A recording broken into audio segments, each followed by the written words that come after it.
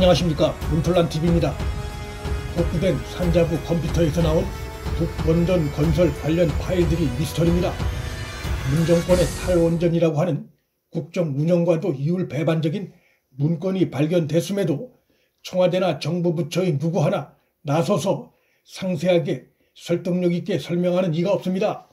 청와대는 정부가 북한 극비리에 원전을 지어주려고 했다는 국민의힘 김종인 위원장의 발언에 대해 터무니없다고만 할 뿐 산자부에 북원전 건설 프로젝트 추진을 지시한 바 있는지, 또 문건 삭제에 관여한 바 있는지 등에 대해선 구체적인 말이 없습니다.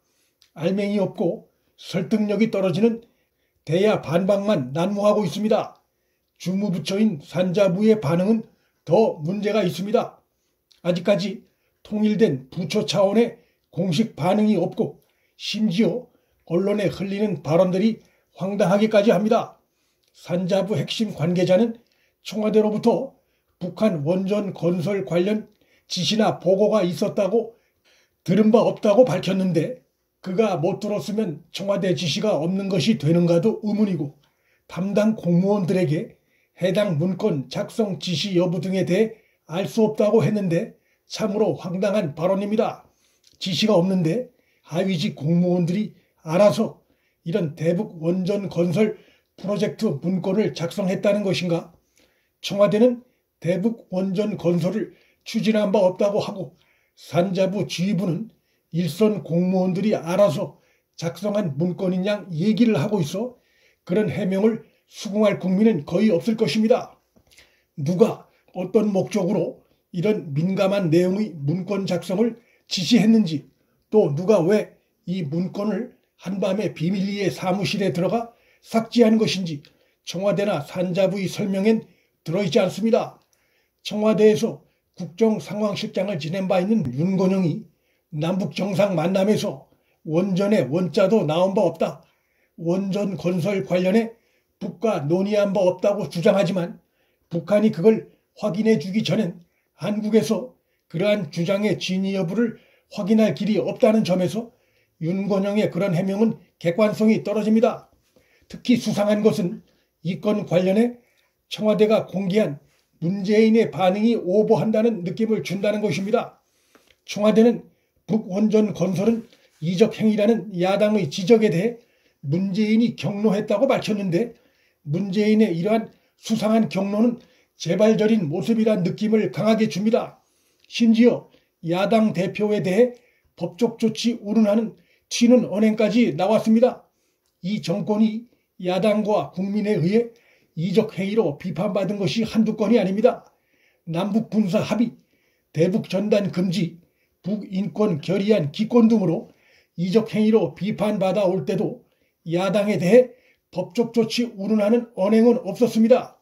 문재인의 이런 반응은 튀어도 한참 튀는 것입니다.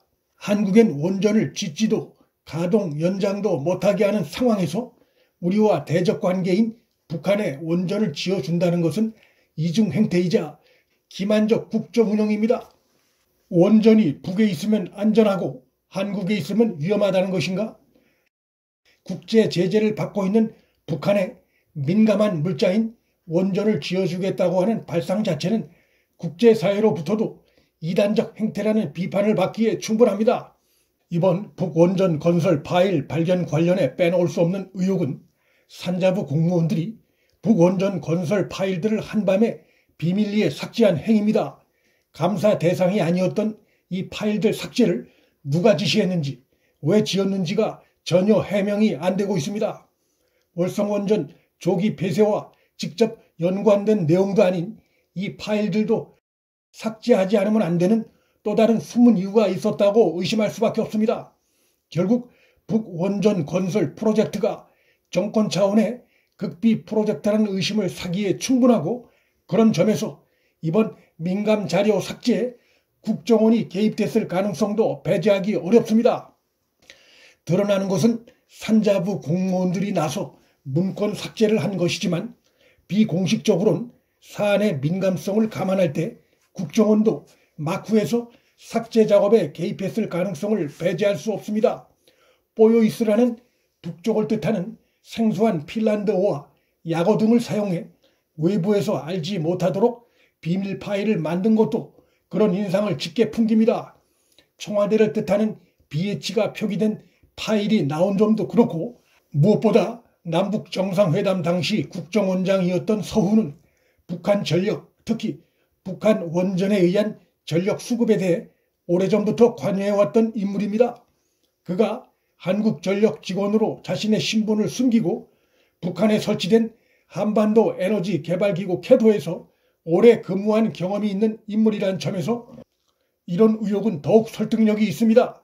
청와대가 이번 문건이 장기적인 검토 차원의 지시였다는 흔한 판에 박힌 해명조차 제대로 못하는 것 역시 강한 의혹을 불러일으킵니다. 최재형 감사원장이 월성원전 감사와 직접 관련이 없는 북원전 건설 프로젝트 파일을 포함한 삭제 목록을 그대로 검찰에 넘겼고, 검찰이 산자부 공무원 3명을 기소하면서 그들에 대한 공소장에 감사원으로부터 건네받은 삭제된 북원전 파일 목록을 범죄 일람표에 그대로 포함시켜 첨부시킨 것은 현 정권의 북한에 대한 원전 건설 비밀 프로젝트 의혹을 국민에 알리려는 의도가 깔려있는 것이 아닌가 추정됩니다.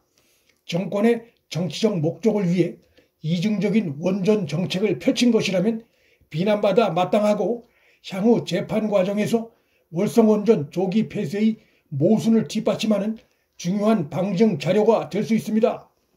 2018년 4.27 판문점 남북 정상회담 중 문재인과 김정은과의 더보다리 회동 중에 발전소 문제라고 하는 육성이 전문가들에 의해 포착된 바 있고, 문재인 본인도 회담 후 며칠 지나지 않아 청와대 회의에서 당시 김정은에게 발전소 건설 사안 등이 담긴 자료를 USB에 담아 건넸다고 김의겸 대변인을 통해 밝힌 바 있습니다.